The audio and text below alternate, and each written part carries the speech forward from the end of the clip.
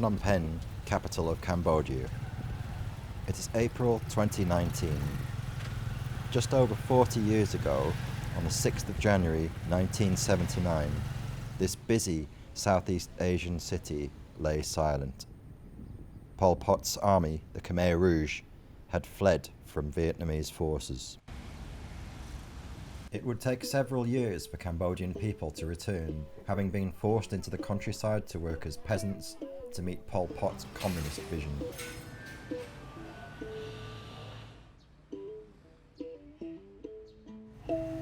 Anyone seen to defect were systematically starved, tortured and murdered in hundreds of what became known as killing fields. Chung Ek, just outside of Phnom Penh, is one example, and now a tourist destination.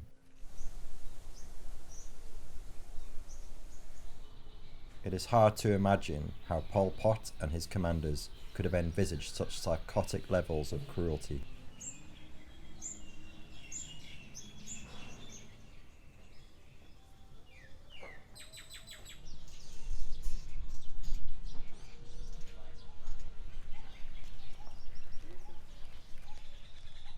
A so-called killing tree, its jagged edges used to slit throats. An estimated 2 million were wiped out in under 4 years from a population of 7 million. Khmer turned against Khmer, most of them placed into mass graves such as these. Women, men and children.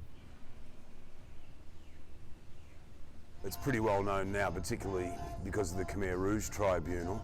And they came in, they sacked the city, they forced everybody out at gunpoint, they took everything that they could, anything that wasn't bolted down they claimed, and they moved everybody out into the countryside, and in the process they became a psychopathic, maniacal, stupid, paranoid group of people who saw enemies everywhere. And first they took care of them, and then they saw enemies within their own and they took care of them and slaughtered about a third of their own population. Tuol Sleng, also known as S21, was a high school in a suburb of Phnom Penh that the Khmer Rouge transformed into a torture prison, one of dozens throughout Cambodia. Prisoners were subjected to a level of cruelty which many have found hard to believe.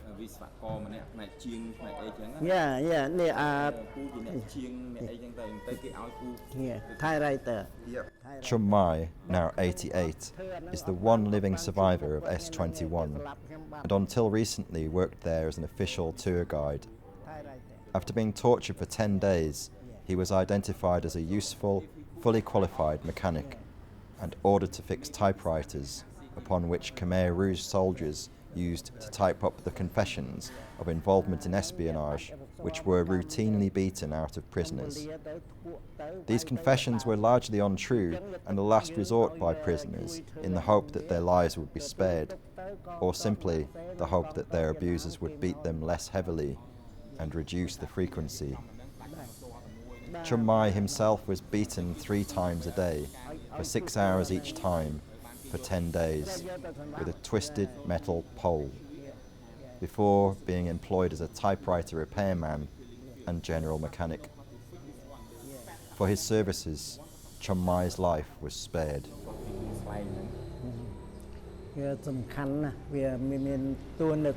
I have been interviewed so many times. I'm really busy even on Sundays. I have spoken to all 25 cities and provinces in Cambodia, and I've given talks in Germany, Japan, Switzerland, France and the USA. Cambodian people visit S21 to learn what happened. It's important for people to do this so that they can tell the rest of the world what happened. But people also want to work and move on. I cannot blame them. I understand and support this feeling. After the Khmer Rouge, the city of Phnom Penh had been destroyed, and at S21 there were only 17 survivors from 22,000. The others had their throats cut before the Vietnamese could reach them. All the buildings and amenities, everything, had been destroyed by Pol Pot's army. Afterwards, some people dealt with it by not returning to the city, Some dealt with it by leaving the country for others nearby, and some came back.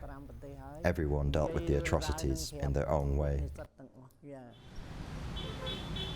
So have people moved on from this madness? Have the population managed to deal with the psychological damage caused by such horror less than a generation ago?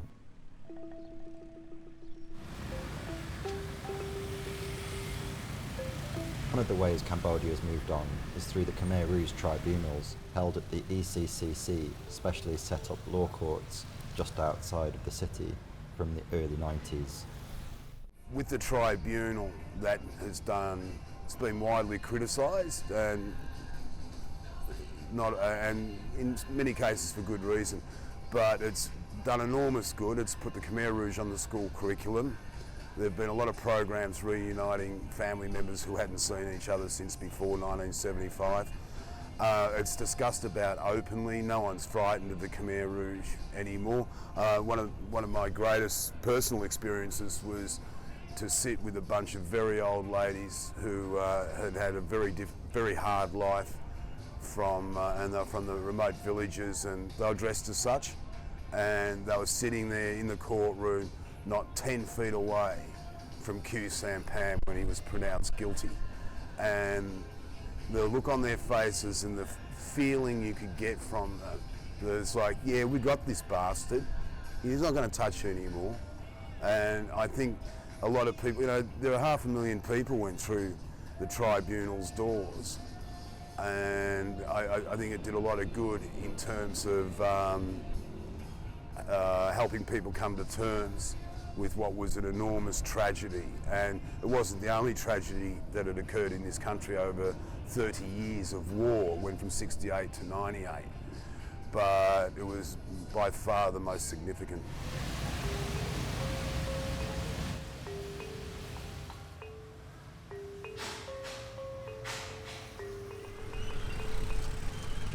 So what did the younger generation think? I travelled to the University of Cambodia to find out. I appreciate that I was born in Cambodia because I think it is a land of natural, yes, and nowadays it's in a peaceful and we have freedom, and we can get education. We can go wherever that we can do. We can go. That is, I still like this country. Even no matter what we have now, it's better than the last 40 years, better than that region. But we still need more, because every country in the world, they still want to develop, even they are a developed country, but they still not stop at this. They still want to develop their country. Like me and all of my friends here, they are Cambodian, they are Khmer people. So they in their mindset that they maybe one day they can go abroad or they can only study here, but they can bring that knowledge that they have to make our country much more better than before. Yeah. These students are clearly focused only on the future and not on the past. But not all students see things this way. Yes, they really talk much about the problem. Yes. Okay. And what kind of things do they talk about? They talk about the hardly, and about the food, and about killing. Really? Wow. Yes. So they talk about details? Not much detail, because they talk about some place is better than other place, so it's so different. Is it the older members of the family who talk about it, or is it the younger ones? So, like, is it mother and father, or is it grandparents? Grandparents. Yes. So when this time my parents also young too, so it's not hard for the young.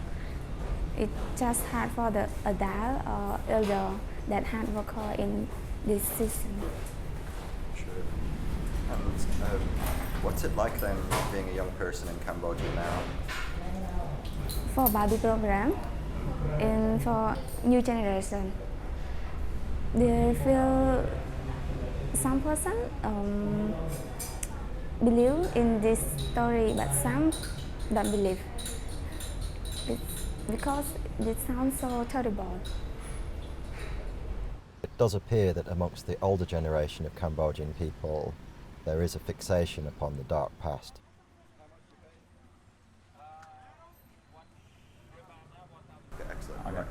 Bunsak Buth, a 34-year-old Khmer photographer, does not see things in the same way.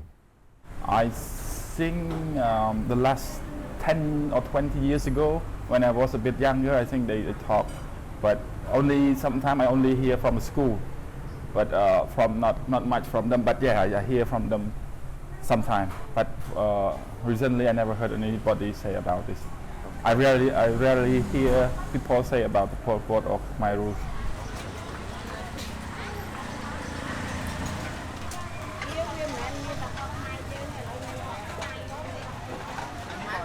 Yeah, I think the new generation is, for example, the people like me, we never experienced that and we don't care much about it, you know. We just think about the future, think about what we should do to get out a better life. We don't care too much about this Khmer Rouge thing. Just how much has Phnom Penh actually changed in the last 25 years? I asked Bill Irwin about this. Phnom Penh's changed more than any place I've been to in the last 25 years. And I've been here for 25 years off and on. I lived here 94 to 99, and then I moved to Vietnam and then Afghanistan and Canada in between, and then I moved back in 2009, and I've been here since 2009 again, so another 10 years. So I was here about 5-6 years and then left for 10 years, and I've been here for 10 years. And I've never seen, of all the traveling I've done, I've been to 20 some odd countries, no place has changed more than Phnom Penh. Your typical 12-year-old soldier at the front line, Hun Sen's army. This is Ing Sari, brother number 3, who was voting in the 1998 election, and he was later arrested and tried for genocide and crimes against humanity, but died before he could be convicted. That's Noon Chia, and he just showed up out of the blue to be a witness at the Sam Bit case in Phnom Penh. Sam Bit was the guy who took the backpackers off the train in 1994, and then Chuk Rin and Sam Bit held them, and then supposedly Noon Pet killed them. But he showed up as a character witness for Sam Bit and Noon Pet, which was a bit of a joke. But that was them hoisting him up the courthouse room stairs to get him into the court. Was there anything when you first came here that showed the impact of what had just happened? Yeah, everything. Everything was, there were dirt streets. People closed their doors as the sun set. Everything was barbed wire. People were afraid. People didn't talk to each other too much about things. Everything was very surface when conversation and everything. And everything shut down. When the sun went down, everybody closed their doors and went in. That was because they were afraid of Khmer Rouge fighters? Just afraid of just the whole psychological impact that it had on the people. And I asked my kid, who's 26, do people ever talk about it? She goes, never. Never do they ever talk about it. They want to leave it behind. I spoke to a local resident known as Belay about these times in the early 1990s, who moved to the city from nearby Myanmar and has lived in Phnom Penh for many years. Do you think, can you see that the people are affected by what happened in the Khmer Rouge 40 years ago, and how? In which way? Can you see that, do you hear people talking about it much, or? Oh no, but earlier yes. When it's still in 94, which is one check have been left already, but still, because a lot of people are not going out late night and then still wearing the traditional clothes, and then don't want to wear glasses because the effect is that if you don't want to show them that you're smart. That's why, but their eyesight is not good, but they can't see, and I tell them that you have to wear. They say, no, I don't want to wear. Those kind of thing. And one lady that came to visit our house, and then she was sitting on a sofa with a cushion, little cushion. So she hold the cushion, and then she probably sensed the cotton bud little bit, and then she started crying. And I was like, you okay, what happened? And that lady said that, no, it just made me miss that, because when those days when I don't have anything to eat, I sometimes chew those things. Those kind of things keep going, at least, like I said, 7-10 years. So 94, so probably after 5-10 years, it was like that. But nowadays, I don't see that. This Cambodia is become my home, and my real home is become my second home. And I love this country. Okay, and what makes you love the people then? Sorry? What do you love about the people here? Probably I can speak the language with them, maybe, and beginning, even though I don't speak with them, they're really kind. That's how I see them. They're okay with that. They're friendly in a way. Not friendly in the way that hi, hello all the time and then smiling. They're really into you to help and things like that. Those days, if I don't speak at all, and still they are really helpful.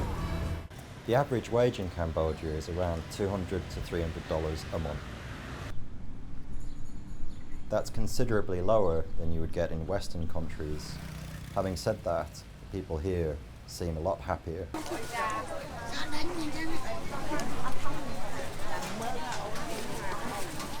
Perhaps Phnom Penh is now focused on the future. There is a residue of the past in grandparents, in difficulties that have gone on before that are absolutely unimaginable. But the city seems to have moved on now.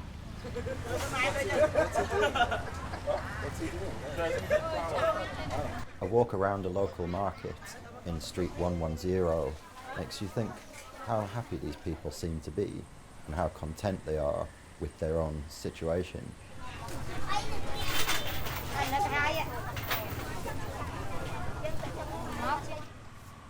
Perhaps having gone through what they have done has made them appreciate the finer things in life, eating, laughing with friends, talking. There even seems to be a pleasure in hard work.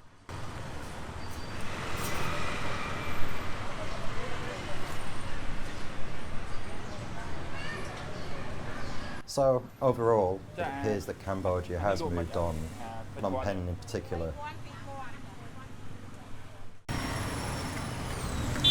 The horrors of the Khmer Rouge live on in the memories of the older ones, but it does also live on in the schools where it is taught, and it is seen as a lesson to be learnt from, and never to be repeated ever again.